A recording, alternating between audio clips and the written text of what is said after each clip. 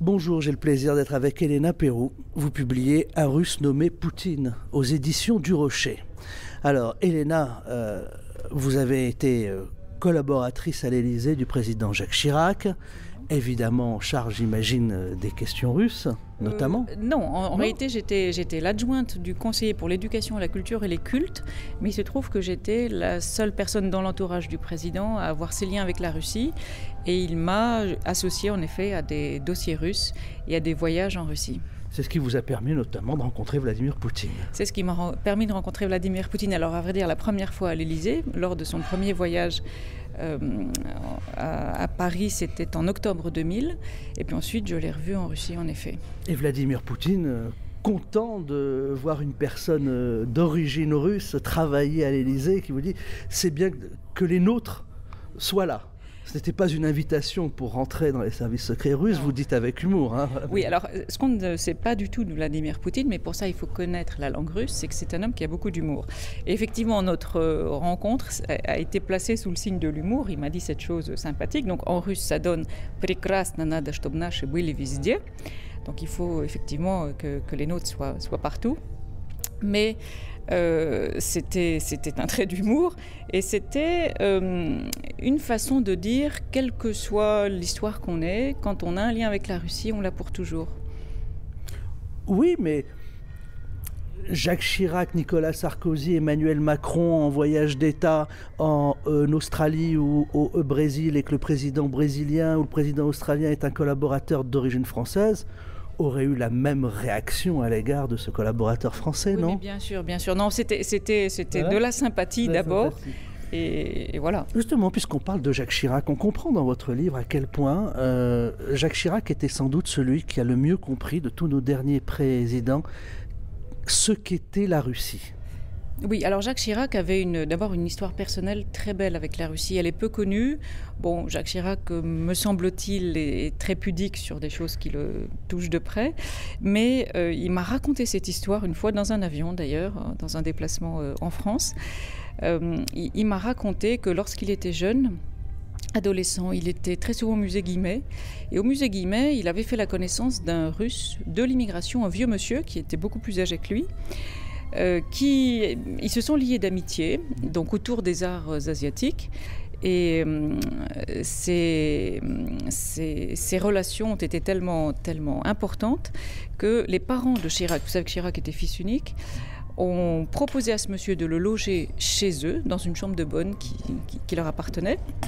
Et ce monsieur, lui, a appris le russe. Et donc, si vous voulez, Jacques Chirac a été à la meilleure source auprès d'un homme qui était un ancien diplomate, qui avait fui la Révolution, qui avait eu le destin de tous ces j'allais dire, ces millions de Russes qui ont quitté la Russie après les événements tragiques des années 17-20. Et cette amitié a beaucoup compté pour Jacques Chirac. Alors, l'épisode de sa traduction d'Eugène Onegin est connu. Il avait traduit Eugène Onegin donc en français. Aucune maison d'édition n'en avait voulu à l'époque, lorsqu'il avait, jeune étudiant, proposé cette traduction. Et puis lorsqu'il est devenu Premier ministre, la première fois, certaines maisons se sont rappelées qu'elles avaient dans leurs cartons, dans leurs archives quelque part, cette traduction d'Eugène Onegin. Et là, c'est Jacques Chirac qui a dit non. Oui. Alors, vous nous emmenez dans ce livre, Un Russe nommé Poutine, à la découverte de Vladimir Poutine, mais c'est pas non plus dans les coulisses de Vladimir Poutine. Vous rappelez quelques éléments biographiques que l'on sait à peu près quand on se renseigne, mais vous nous permettez, et c'est là où ce livre est important, de comprendre l'âme russe, de comprendre la façon dont il photographie son pays, la Russie, à travers quelques points très importants, comme par exemple, Vladimir Poutine prend en compte l'histoire de la Russie dans son intégralité, toute l'histoire de la Russie. Alors qu'en France, vous vous rappelez, nos dirigeants français ont tendance à commencer l'histoire de France en 1789. Oui, alors ça, c'est un point fondamental pour bien comprendre ce que Poutine essaye de faire avec son pays. Il essaye de le réconcilier avec son histoire. Et l'histoire russe, c'est vrai que je lui accorde une certaine place dans le livre, parce que d'abord, elle n'est pas très connue en France, et puis ensuite, on ne comprend pas Poutine si on ne comprend pas dans quelle histoire il s'inscrit. En Russie, on s'inscrit dans le temps long. j'allais dire en amont, et puis on se projette loin devant. C'est vrai que nos dirigeants français parlent beaucoup de République plus que de France. Vladimir Poutine, quand il arrive au pouvoir, donc le 31 décembre 1999, il arrive dans un pays qui est au fond très jeune, puisque la Fédération de Russie n'existe que depuis 1991. Et l'élection du 18 mars, ça sera l'élection la 7e élection d'un président au suffrage universel. Donc la démocratie russe est extrêmement jeune et le pays est extrêmement jeune, mais avec une histoire millénaire qui commence, et c'est important de le comprendre, par la Rousse de Kiev, parce que le cœur de la Russie historique a commencé à Kiev, l'embryon d'État russe a commencé à Kiev, à la fin du 9e siècle, en 859-862. Et Poutine, si vous voulez, qui arrive donc après la décennie 90, qui a été une décennie très compliquée pour les Russes, qui arrive après l'effondrement de l'URSS, qui a duré 70 ans, et qui arrive après l'événement le plus tragique au XXe siècle. Il y a eu deux événements très tragiques pour les Russes, avec des millions de pertes humaines à la clé. C'est la révolution de 1917 et c'est la résistance contre les nazis entre 1941 et 1944 et la victoire sur l'Allemagne nazie au prix de presque 30 millions de morts. Et vous rappelez ce chiffre dans le livre, oui, en rappelant le lourd tribut payé par les Russes. Les Russes ont payé un prix très très élevé à la victoire. Et pour ceux d'entre vous qui connaissez les entretiens avec Stone, il y a une séquence très intéressante où Stone lui dit, mais au fond, oui, c'est vrai que c'est un chiffre qu'on n'a pas vraiment à l'esprit, nous occidentaux, on ne se rend pas compte du prix payé par les Russes. Et Stone dit, vous avez donné tout ce que vous aviez. Et ça, c'est une question d'Américains. Et Poutine répond avec une réponse de Russe. On dit non, on n'a pas donné tout ce qu'on avait, on a donné jusqu'à la dernière goutte de notre sang. C'est-à-dire qu'on a donné tout ce que nous étions. Et c'est vraiment, si vous voulez, c'est l'être côté russe et c'est l'avoir côté américain. Donc ce prix a été très lourd. Et avant 1917, il y a eu cette histoire compliquée d'une Russie qui n'a connu au fond que 2 dynasties depuis la fondation de l'État russe. Donc entre les Rurikides et Poutine, il y a au fond 2 dynasties, les Rurikides, les Romanov, les 70 ans de communisme, et puis la fédération de l'État de Russie qui est un pays très jeune. Vous nous rappelez à quel point c'est une jeune démocratie. Et en France, on critique, on regarde la Russie, la démocratie russe avec notre œil de Français, avec nos mêmes défauts, le même prix. Et pourtant, j'ai compris, même si ce n'était pas expliqué de façon très implicite dans le livre, que la démocratie est là, en Russie, et que pour les Russes qui veulent un État fort, Vladimir Poutine est au-dessus de tout cela. C'est ce que je crois comprendre. Mais vraiment au-dessus, ce qui finalement n'empêche pas des débats d'idées à l'échelon intérieur. Alors d'abord, je crois que vraiment... C'est une autre forme de vision de la démocratie. Oui, bon, il a parlé de démocratie souveraine. C'est-à-dire que pour le livre, j'ai visionné des centaines d'heures de vidéos de Poutine, de ses opposants, tout en russe, parce qu'il y a beaucoup de matériel qui n'est pas traduit ni en anglais ni en français. Et pour ça, il faut vraiment comprendre le russe, évidemment. Et il y a une séquence très intéressante où il est avec des gens que je connais bien de Saint-Pétersbourg, avec des personnalités culturelles, dont un chanteur de rock qui est très populaire au-delà de Saint-Pétersbourg en Russie, et qui est une personnalité qui n'hésite pas à dire ce qu'elle pense et à descendre dans la rue pour participer à tout un tas de manifestations quand il n'est pas d'accord. Eh bien, cette discussion très intéressante, où, il s'appelle Shevchuk, Yuri Shevchuk, c'est le chanteur du groupe DDT. Pour ceux qui sont intéressés, voilà, allez voir parce que ce qu'il fait est très, très, très, très, très bien. Eh bien, Poutine dit à cet homme, la Russie n'a pas d'autre avenir que démocratique. Il n'y a que dans une société démocratique qu'un homme peut librement s'épanouir, librement travailler au bien de sa famille et ce faisant librement travailler au bien de son pays. C'est toujours l'idée du patriotisme qui est vraiment le fil rouge de toute l'action de Poutine. Et donc il n'y a pas d'autre chemin que celui-là. Simplement, Poutine a le souvenir d'un événement qui a traumatisé les Russes, que les Occidentaux ne connaissent pas bien. Ça a été l'événement le plus sanglant en Russie depuis la révolution de 1917. Et cet événement, c'est octobre 93. un moment où Yeltsin, président, a fait tirer sur le Parlement communiste. Et il y a eu des milliers de morts à Moscou. C'était vraiment, depuis la Révolution de 17, l'événement le plus sanglant dans les rues de Moscou. C'est un octobre 93 occulté, si vous voulez, dans la mémoire collective des Russes. Mais c'était un événement très douloureux. Et Poutine, son souci principal, c'est la concorde civile. Il sait qu'il peut y avoir de la violence en Russie. Et lorsqu'il arrive au pouvoir, il y a une violence très importante sur le flanc sud du pays, en Tchétchénie. Et ce souci de concorde civile fait qu'il faut d'abord assurer la sécurité et la paix, et ensuite introduire des éléments de démocratie, mais pour que le développement soit harmonieux, assurer d'abord la concorde civile. Et ça, c'est vraiment une priorité très forte chez lui. La concorde civile, aller vers davantage de démocratie, mais vous dites quand même avec humour, vous citez cette phrase connue des Russes, que le taux de mortalité est très élevé chez les opposants. Il y a un peu d'humour. Il y a un peu d'humour. Alors, bon, non, il ne faut pas faire d'humour avec ces choses-là. Oui, mais c'est une remarque, écoutez, que fait l'homme de la rue à Moscou, que font les observateurs occidentaux.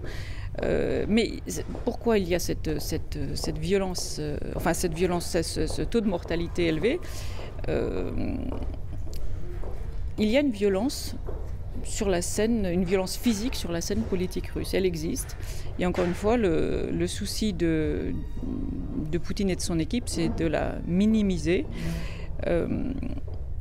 Alors quand on dit que le taux de mortalité est élevé chez les opposants, il y a des journalistes qui ne faisaient pas véritablement de politique, mais qui dénonçaient des faits graves, comme Anna Politkovskaya, qui a été assassinée chez elle à Moscou, enfin en bas de chez elle, le jour de l'anniversaire de Poutine. Ça a pris une signification particulière. Et ça a choqué énormément de Russes, comme ça a choqué évidemment les observateurs occidentaux. Et Anna Politkovskaya dénonçait entre autres les exactions de l'armée en Tchétchénie. Il y a le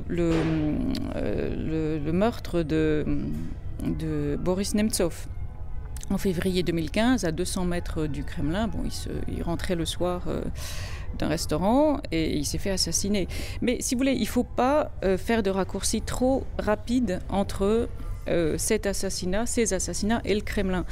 Il y a eu des procès, les exécutants ont été jugés, ils sont tous en prison. Reste ouverte la question, dans les deux cas, du commanditaire. Je crois qu'il n'y a pas de réponse pour l'instant précise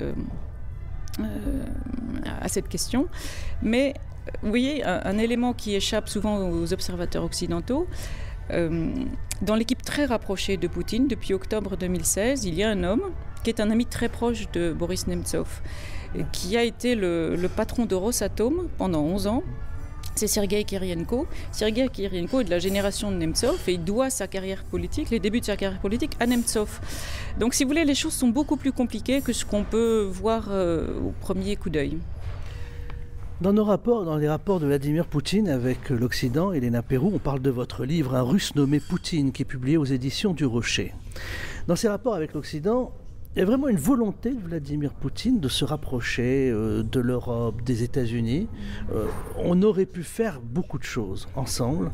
Il y a eu la première humiliation, c'est le bombardement de la Serbie en 1999, rappelez-vous, vécu par les Russes comme une humiliation aussi, de n'avoir rien pu faire pour leurs frères serbes.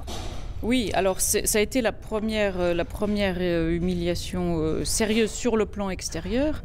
Il y a eu ensuite très rapidement un événement majeur qui a vraiment traumatisé les esprits en Russie. Peut-être qu'on s'en souvient moins en Occident, mais c'est le naufrage du Koursk, très peu de temps après que Poutine soit arrivé au pouvoir, où les Russes n'ont rien pu faire pour sauver. Je crois qu'il y a eu 118 marins qui ont péri dans cet accident effroyable. C'était un sous-marin nucléaire. Bon, l'armée russe était dans une situation de déclin, de grande fragilité. C'était plus qu'une grande fragilité, c'est-à-dire que c'était le désastre. Permettez une question personnelle, Elena. Vous étiez à l'Élysée en 1999. Comment avez-vous vécu le bombardement de la Serbie ? Alors, à titre personnel. Non, à titre personnel, je ne vous dirai rien parce que... C'est une douleur quand même. Écoutez, quand il y a des bombardements au cœur de l'Europe, quels que soient les... Pas la réponse que j'attendais. Vous l'avez bien compris, vous en sortez bien. Non, mais non, enfin, c'est dramatique de penser que au cœur de l'Europe, on ait pu connaître, des événements d'une telle. À 2 heures d'avion de Paris. Oui. Bien sûr. Mais vous savez, les années 90, ça a été aussi, sur un plan plus interne à la Russie, ça a été les tickets de rationnement dans les villes russes. Encore une fois, au cœur de l'Europe, au cœur des années 90. Non, ça a été une décennie très très dure pour les Russes. On revient sur ces rapports. La Russie, vous nous le rappelez, a beaucoup aidé l'Occident dans la lutte contre le terrorisme. Elle a le sentiment de ne pas avoir été remerciée à sa juste valeur. Et elle vit aussi comme un échec, peut-être, le fait de ne pas être considérée comme un pays européen à part entière, de ne pas être dans le club. Oui. Alors, je crois que alors ce sentiment, il est tout à fait juste. Vous avez raison, parce que ne serait-ce que la culture russe est une culture européenne à bien des égards. Et imaginez ce que serait la culture européenne sans les Russes, sans Tchaïkovski, sans Pouchkine, sans Tourgueniev, sans Gogol, sans Dostoïevski, enfin on peut citer beaucoup de monde. Et pour un homme comme Poutine, ce sentiment est encore plus important parce que Poutine est originaire de la ville la plus européenne de Russie. Et moi, c'est ce qui m'a frappé en vivant ces 3 années là-bas pendant lesquelles... À Saint-Pétersbourg ? À Saint-Pétersbourg, pendant lequel j'ai eu le bonheur de diriger l'Institut français de Saint-Pétersbourg, que j'ai fait déménager d'ailleurs sans le faire exprès, à l'adresse natale de Sacha Guitry. Donc si vous voulez, il y a des clins d'œil de l'histoire à tout moment dans cette ville. Pour un homme comme Poutine, le caractère naturellement européen de la Russie est évident, où qu'on vive d'ailleurs en Russie. Il le dit dans sa première... c'est une sorte d'autobiographie qui paraît en mars 2000 où il répond à 3 journalistes. Et il y a un chapitre qui s'intitule « Nous sommes européens ». C'est-à-dire que les Russes n'ont même pas à se demander s'ils sont européens ou asiatiques. Ils sont européens, avec un pays qui englobe effectivement... qui est plus large que l'Europe stricto sensu. Et un homme comme Poutine est en plus le dirigeant sans doute le plus européen que la Russie ait connu depuis les Romanov. Ça, c'est important de le comprendre. À l'exception d'Andropov, qui était peu de temps ambassadeur en Hongrie, les autres dirigeants depuis les Romanov n'ont pas connu l'Europe aussi intimement que Poutine. Poutine, entre 85 et 90, il vit en Allemagne. Alors, certes en Allemagne de l'Est, puisqu'il est envoyé au titre de sa mission, oui, au sein du KGB. Il est envoyé en Allemagne. C'est un homme qui maîtrise parfaitement l'allemand. Et c'est le seul à avoir eu cette expérience, j'allais dire, de vie ordinaire, presque. Il n'a pas vu l'Occident par une visite d'État. Il n'a pas découvert l'Europe par une visite d'État. Il a vécu la vie d'un Allemand ordinaire pendant quelques années. Mais je vois une occasion manquée terrible pour la France particulièrement. Vous rappelez à quel point Saint-Pétersbourg est une ville qui aime le français. Et vous dites dans votre livre, on sort de l'aéroport de Saint-Pétersbourg, il y a encore des grandes affiches publicitaires même qui sont en français. Ah oui, ça c'est manifeste et pas pour du parfum, je tiens à le préciser. Non, là en l'occurrence c'est pour une... Alors, en l'occurrence, la publicité qui en ce moment vous accueille à Saint-Pétersbourg quand vous arrivez, c'est une publicité donc écrite en français pour Jacob de Lafont, pour les baignoires Jacob de Lafont. Et puis vous avez un autre panneau très important qui est pour un très beau magasin. C'est le premier grand magasin qui existait sur le territoire russe. Qui est, alors je dois à l'exactitude historique de dire que c'est un Belge qui a construit ce grand magasin, ça s'appelle au Pont Rouge et il a été magnifiquement restauré. Et le nom est toujours là. Et alors non seulement le nom est toujours là, mais le nom est en français et vous avez à égalité entre la langue française et la langue russe, écrit sur les 2 façades puisque c'est une façade en angle. Vous avez chaussures, ganteries, etc. écrit en français et en russe. Donc, non, si vous voulez, il n'y a pas plus je crois que c'est difficile de trouver au monde un peuple plus francophile que les Russes, très honnêtement. Alors, on a un peuple qui est ami de la France, qui aime la France, qui aime la francophonie. On aurait pu faire beaucoup de choses avec eux, qui politiquement et culturellement a marqué son engagement pour la France et qui a le sentiment de ne pas recevoir en retour ce qu'il nous offre, ce qu'il nous donne, qui reçoit même des sanctions. On va revenir sur les sanctions que vous évoquez dans ce livre, Elena Perrou. Le livre s'appelle « Un Russe nommé Poutine » aux éditions du Rocher.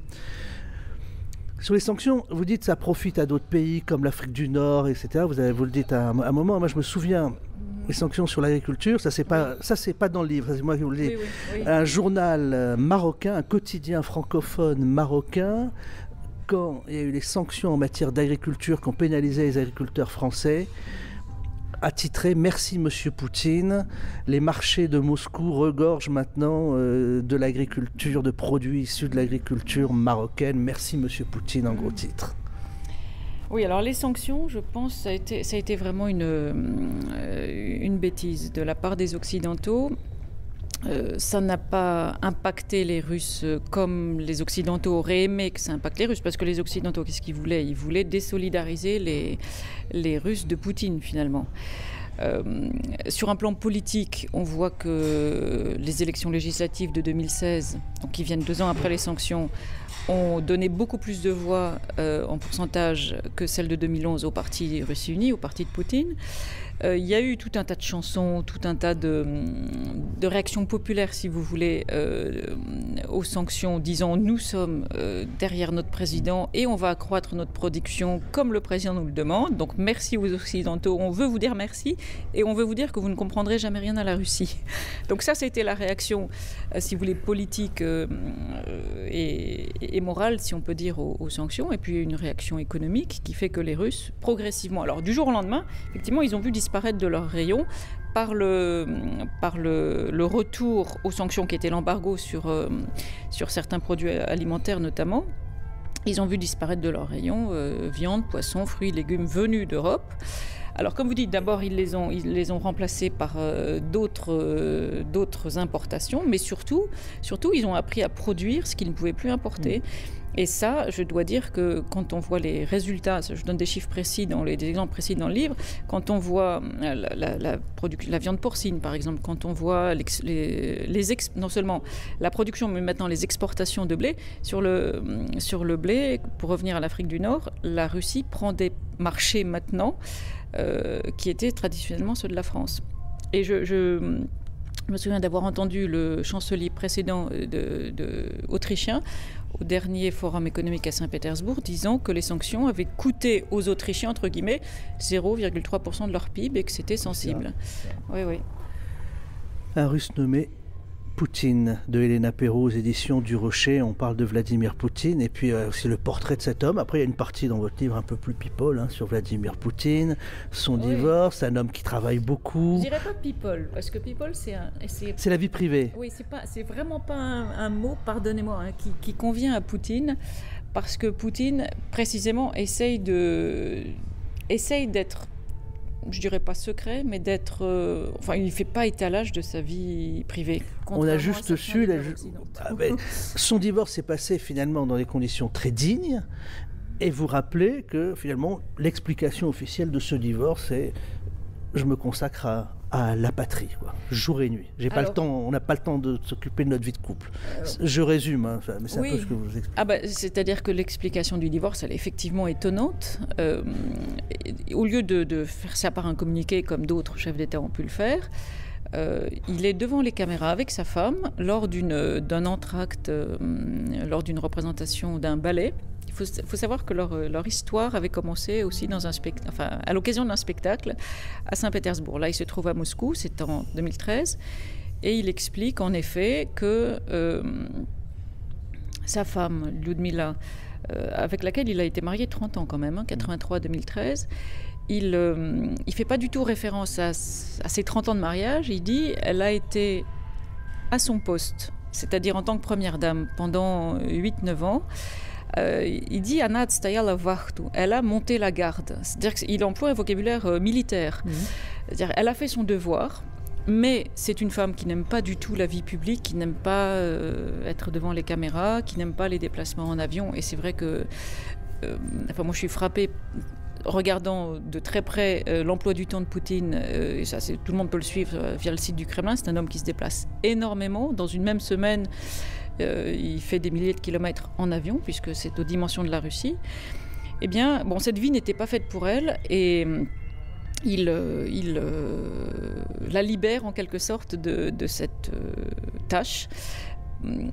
Alors bon, on peut prendre ça comme on veut. Toujours est-il qu'il essaye non seulement de ménager, mais de mettre complètement à l'ombre sa femme donc et ses filles. Ça, il n'aime pas du tout en parler, et il demande aux journalistes de comprendre ce souci de ne pas leur faire subir en quelque sorte le fait d'être leur père, et leur demande de leur laisser vivre une vie normale. Voyage au cœur de la Russie pour comprendre la Russie, comprendre Vladimir Poutine. Il y a finalement, dans cette grande Russie, dans ce chef d'État, qui est peut-être l'homme le plus puissant au monde, parce que quand on voit les pouvoirs qu'il a, ce qu'il peut faire, sa longévité, etc. Oui, il est là, voilà. Mais il y a un grand échec dans tout ça, et vous le soulignez dans votre livre. Le plus grand échec, c'est l'impossibilité, cette difficulté qu'a la Russie de contrôler son image à l'extérieur. Vous le dites un moment. Oui, alors il y a deux, je ne sais pas s'il faut dire échec, mais Hollywood, en quelque sorte. Hein, il y a deux points, disons, un peu plus sombres. C'est alors l'image de la Russie, si vous voulez, ça on pourra y revenir. Mais c'est aussi, et leur souci majeur, c'est la démographie, l'enjeu démographique. Parce que ce pays qui est immense, qui est, alors pour le coup, sans aucun doute, le plus grand pays du monde, s'il faut faire des classements, ça c'est parfaitement objectif, eh bien il a une population qui n'est pas à la hauteur de la superficie du pays. Et ça, le défi démographique est un défi très important pour Poutine. Et quand on essaie de faire le bilan de ces années, de ces 18 ans aux commandes, hein, même si quand il était Premier ministre, il était quand même très présent aussi entre 2008 et 2012, il y a un indicateur qu'il faut avoir à l'esprit. Quand il arrive en 90 et la décennie qui va suivre, la décennie 2000, entre 90 et 2010, la Russie a perdu 5 millions d'habitants. 5 millions d'habitants, c'est énorme. Jusqu'à certaines années, jusqu'à 800 000 habitants au moins dans le pays. Le taux de fécondité quand il arrive au pouvoir, donc tout début 2000, est pour les chiffres de 99, est de 1,16 enfants par femme. Évidemment, ça ne suffit pas puisque le taux de renouvellement, simplement le taux de maintien, sa politique nataliste très fort de mettre à 3 enfants par femme. Voilà. Alors, oui, ça, la famille de 3 enfants, c'est la famille modèle et le minimum syndical, si je puis dire, qui demande aux familles russes. Et il a pour ce faire déployé tout un arsenal très important. D'abord financier, puisqu'il aide beaucoup les familles à travers notamment un capital maternel qui est important pour les familles russes. Mais donc, il prend le pays à 1,16 et aujourd'hui, il a 1,76. Donc, si vous voulez, cette progression, le fait d'avoir su inverser une tendance, et Dieu sait si la politique démographique est une politique au long cours et le reflet de tout un tas de choses qui sont autour qui indiquent dans quel pays on vit. S'il a réussi à passer de 1,16 à 1,76, ça veut dire que les Russes vont quand même mieux globalement, et même beaucoup mieux globalement. Ils font confiance en la politique qui est menée, en l'avenir de leur pays. Non seulement font confiance à la politique, mais surtout croient en l'avenir de leur pays. Et ça, c'est le plus important. Et ce mieux-être, il l'associe majoritairement aux années Poutine. Alors, vous ne m'avez pas répondu, Elena, sur l'influence de la Russie dans le monde. Alors, l'influence de la Russie dans le monde... C'est là où c'est le plus difficile. Je parle de l'influence médiatique. Oui. Alors, l'image de la Russie dans le monde, effectivement, pourrait sans doute être meilleure, mais Poutine se soucie de ce sujet-là, évidemment, et il a... Alors, les instruments du soft power existent.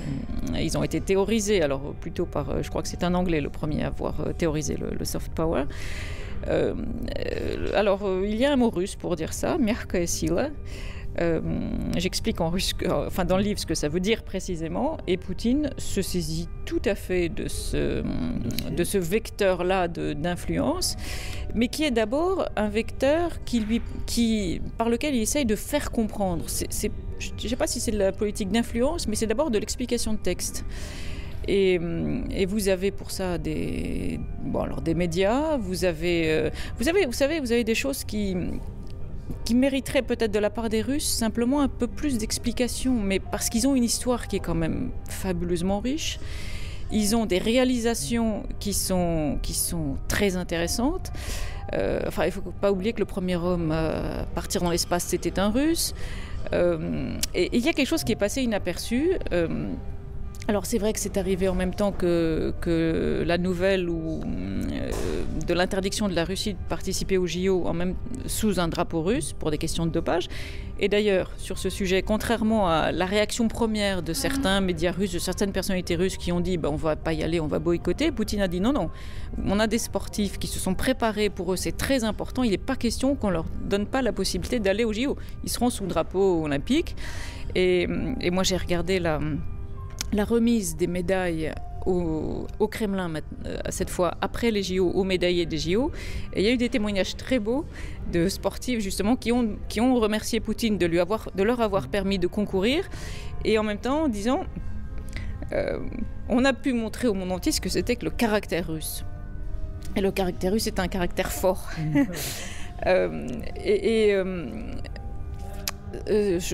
On parlait des JO et surtout de l'influence dans le monde. Les Russes n'ont pas envie finalement d'influencer, m'expliquez-vous. Il ne s'agissait pas de dire au monde voilà ce que vous devez penser, simplement dire au monde comprenez-nous. L'explication de texte, c'est le mot que vous avez. Ce que je voulais ajouter, donc au moment de cette interdiction pour les Russes de concourir aux JO, il y a eu aussi un classement qui a été rendu public un jour avant, qui est passé relativement inaperçu. Et ce classement, donc c'est un classement international qui classe les pays selon le succès de l'apprentissage de la lecture chez les enfants de 9 à 10 ans. Alors la France, dans ce classement, n'arrête pas de dégringoler cette fois-ci. La fameuse enquête PISA, etc. C'est pas PISA, mais c'est une parallèle, oui. Voilà, disons que ça mesure l'efficacité de l'école, parce que c'est bien ça qu'il faut voir. Là, un âge tendre, à 9-10 ans. Eh bien, les Français sont 34e dans ce classement, avec une pente déclinante depuis plusieurs années. Et les Russes sont premiers devant Singapour. Voilà. Et ça, si vous voulez, des Russes qui savent former leur jeune génération, eh bien, c'est des gens qui ont sans doute des choses à nous dire, mais il faut savoir l'entendre. Merci, Elena Perrou. Elena Perrou, le livre s'appelle « Un Russe nommé Poutine » et il est publié aux éditions du Rocher. Un Russe nommé Poutine d'Elena Perrou. Merci. À lire parce que c'est pas la biographie de Vladimir Poutine, non, c'est vraiment le livre qui permet de comprendre Vladimir Poutine, comprendre les Russes. Voilà, c'est une belle photographie de la Russie d'aujourd'hui. Je dois dire que je l'ai d'abord écrit pour moi-même, parce que la question qui est Poutine, je me la suis d'abord posée à moi-même. Après l'avoir rencontré, après avoir vécu dans sa ville, j'ai compris certaines choses. Et à Saint-Pétersbourg, mes amis étaient plutôt des gens très occidentalisés, aimant beaucoup les pays européens, la France, qui n'étaient pas forcément, à l'époque, entre 2005 et 2008, pas forcément grands admirateurs de Poutine dans ces années-là. Et je vois que des gens qui ne suivaient pas Poutine, aujourd'hui, non seulement ont changé d'avis, mais le défendent bec et ongle. Et donc, si vous voulez, moi, j'avais besoin de comprendre. Et sans faire le portrait de Saint-Vladimir du tout, sans faire le portrait du diable Vladimir, voilà, je ne vote pas en Russie, donc je ne suis pas partie prenante moi-même, mais j'ai essayé je ne dis pas de répondre à la fameuse question qui est Vladimir Poutine, mais au moins d'apporter des éléments de réponse et de donner des références culturelles, historiques, que je n'ai pas trouvées accessibles à un public francophone. Merci Elena Perrou. Le livre s'appelle « Un Russe nommé Poutine » et c'est publié aux éditions du Rocher. Merci.